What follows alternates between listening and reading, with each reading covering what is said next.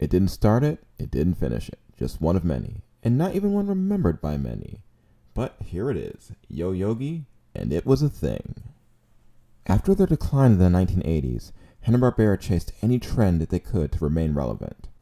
And during this time, one trend stood head and shoulders above the rest, that being taking kids' versions of famous characters to build a show around. Popularized by one of my favorite kids' shows growing up, Muppet Babies.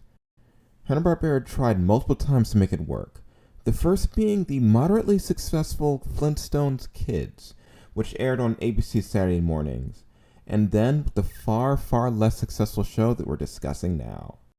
The time was the early 90s. Once more, everything was extreme. Something that permeated every single atom of this show. From the ultra-vibrant costume designs that had everyone looking like they went to a clothing store that abruptly exploded all over them. From the skateboarding and extreme sports to everyone hanging out at the mall. And yes, Jellystone Park, that wonderful, beautiful place of nature, had become a shopping mall in this series.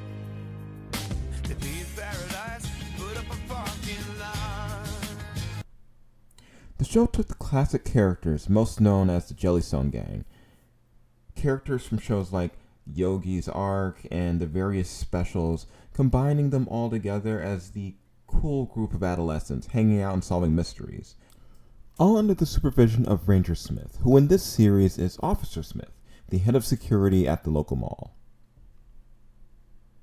The seminal villain of the company, Dick Dastardly, who's been in just about everything, including the up-and-coming Scooby-Doo movie, this time as Dickie Dastardly, the rival to the young Yogi gang.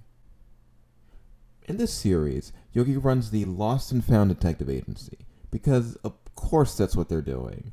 Just tack on another gimmick, another in a long line of things they just put on the show, like, here, do you want them as teen detectives?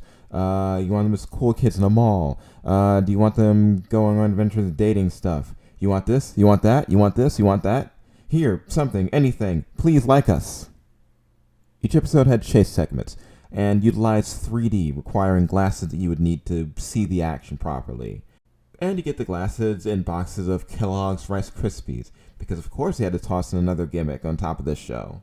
Something that makes it even harder to follow the whole thing, since if you don't have the glasses, all you're seeing is a bunch of wavy lines around the characters when they're doing stuff.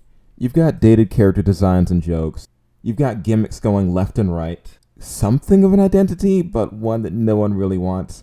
And you've got a show that ended in one season. Along with parts of Dark Water, this marked the end of the old Hanna-Barbera era, as they were later purchased by Turner.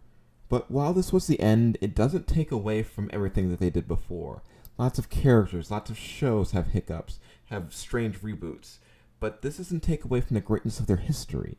This was Yo Yogi, and surprisingly, it was a thing.